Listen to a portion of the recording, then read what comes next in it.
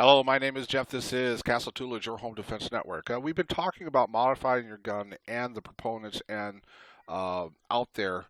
This guy, this is a great video. I don't agree with his video on his premise, but the overlying thing, I think what he did is he did a lot of backtracking here. So we're going to be playing this a little bit, and he's going to be going through how he's going to be crushing the keyboard commanders who say certain things that, I'll just let him talk about it. Welcome back to the Legal Brief, the show where we crush the various legal myths and misinformation surrounding various areas of the gun world. I'm your host, Adam Kraut, and today we're talking about one of the most controversial topics, carrying a modified handgun. Let's go through this. Let's go through this real quick. Have you ever wondered how many things you can attach to your gun with the... This is the part I love. We are going to crush the myths of people who say modifying guns will land you in jail. But first, here is our sponsor that if you'd like to modify your guns, you can get 10% off. KDG Connect and side lock mounts. Precious. Absolutely precious. If you want to modify your gun, it's a lot. Get 10% off. But just because you can doesn't mean you should. Kinetic Development Group. Keep it simple, stupid. To get 10% off your entire order, use the code TGC10 at kineticdg.com. Modify your gun. Keyboard commanders. You get 10% off. Okay, here we go. Anywhere you look on the internet, you can find a variety of keyboard commandos repeating the same old tired line that carrying a modified gun will result in you being Bubba's new best friend. Of course, they don't provide any examples or other facts to actually prove any of this, so the question a lot of you want answered is, if you carry a modified gun, are you going to be prosecuted should you need to actually use it?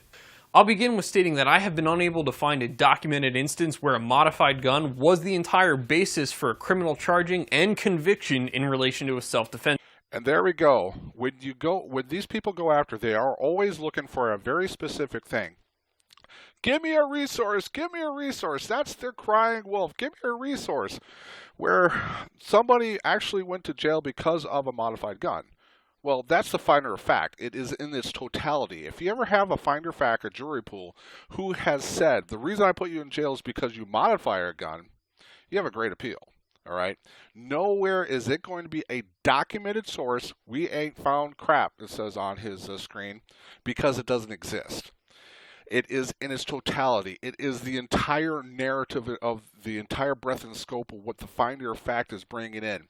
And it needs to be, your narrative needs to make you seem like you are a good guy, that you don't want to get into a use of force event. Shooting.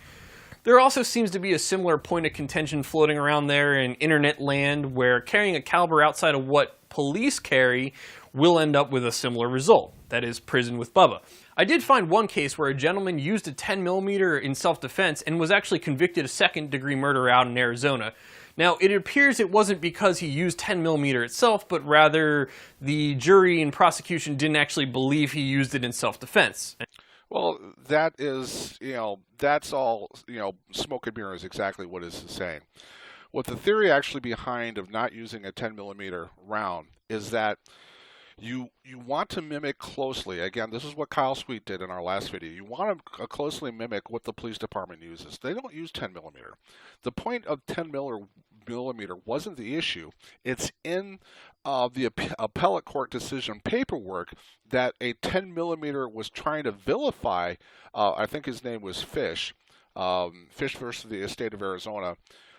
It is in Andrew Bronca's book. It talks a little bit about that, where it tells the jury, and they try to bastardize, make Mr. Fish look bad for using a 10mm in the woods. 10mm in some aspects are good for black bear, all right? He's in the woods of Arizona, cougars, whatever. That's what the 10mm was for. It wasn't the crazed, deranged person who was going to kill him because Mr. Fish said, get his dogs away from me, okay?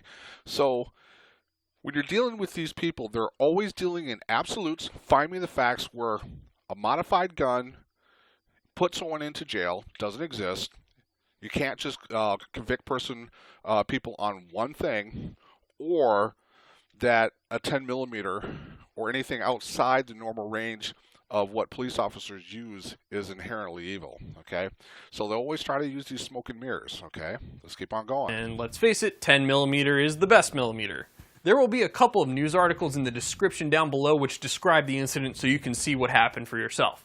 So, let's start with the basics of what happens after a self-defense shooting. After the police come to collect the evidence, they discuss with the district attorney whether any action should actually be brought. Ultimately, it's up to the DA whether or not to charge you. And this is the perfect opportunity.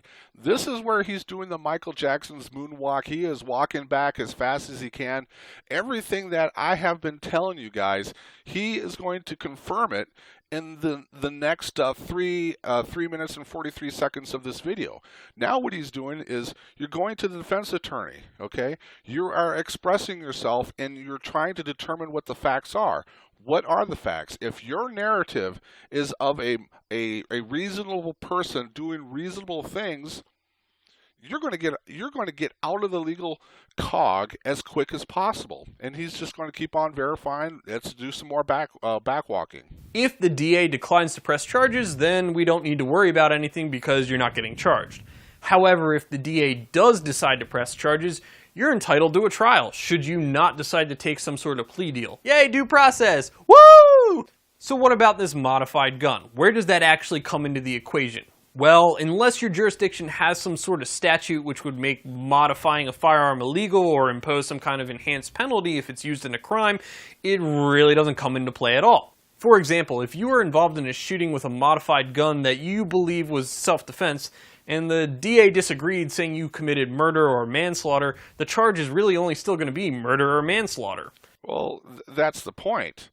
Still going to be murder or manslaughter. Now you're going to have your narrative being hampered by the perception of what the jury is going to see.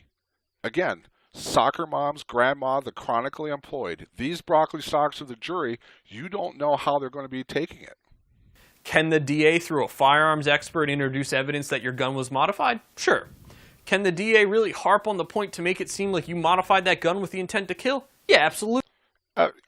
He's never seen it. I've read transcripts, and I wish I could find the transcript. The state attorney asked the firearm expert, why would anyone want to modify the sights on a gun? The expert came back to him because it makes it easier to kill somebody. Again, the prosecutor turns to the same firearms instructor,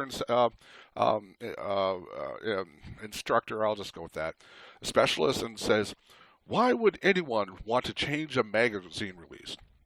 Because it makes it easier to switch magazines and keep killing people. These are the facts. These are the narrative that the prosecutor can try to get to the finder of fact, the jury. You do not know how the finder of fact, how grandma, how the soccer mom, how the chronically unemployed, those broccoli stalks are going to be taking your narrative. Absolutely. Is it going to have an effect on the jury? Possibly, but who knows? But does that have anything to do with the underlying murder or manslaughter charge? No, it doesn't. No, and no one has ever said that a modified gun is going to get you convicted. It is in the totality of the narrative. Those have separate elements of which the gun has no part.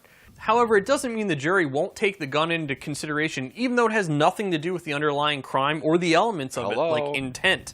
I took a moment to speak with one of my colleagues who's a former DA and now a defense attorney because he saw the light and came over to the dark side. I asked him in his experience if this ever came up in discussion when deciding whether to charge an individual or in his defense of them.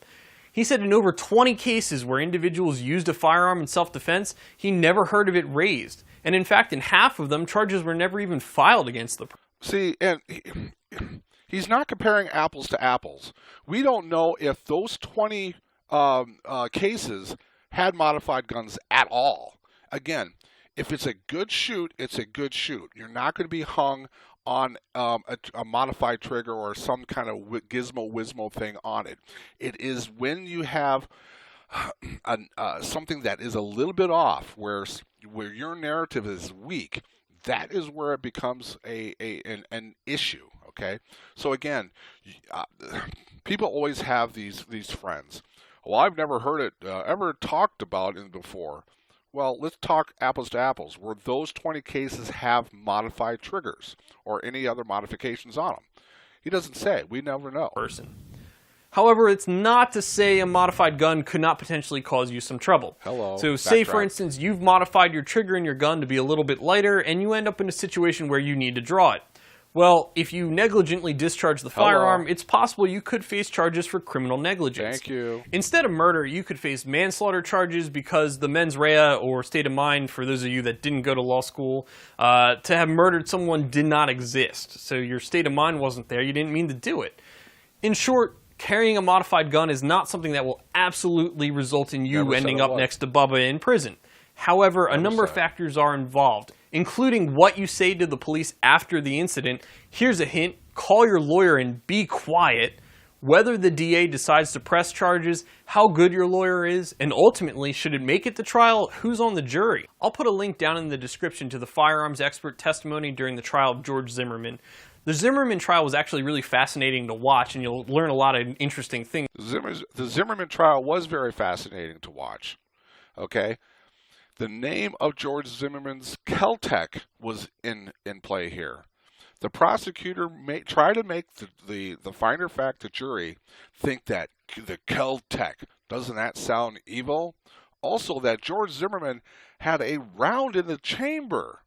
These are the narratives that the prosecution can come after you with it, and if it is not part of your narrative, you don't have to worry about it.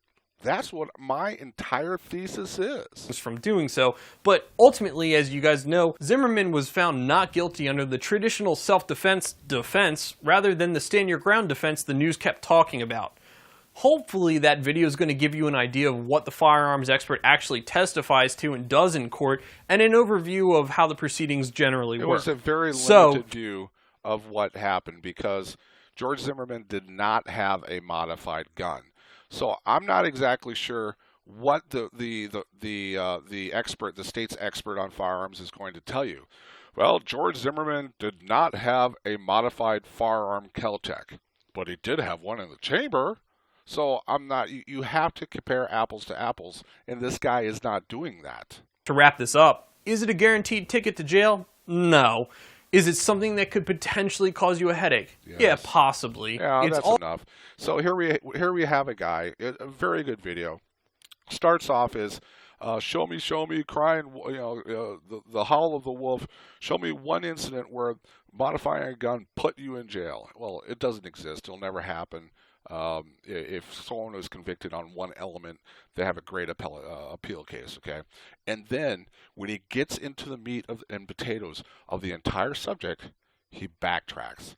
He backtracks, okay? My name is Jeff. This is Castle Tools, your home defense network. I hope this helped.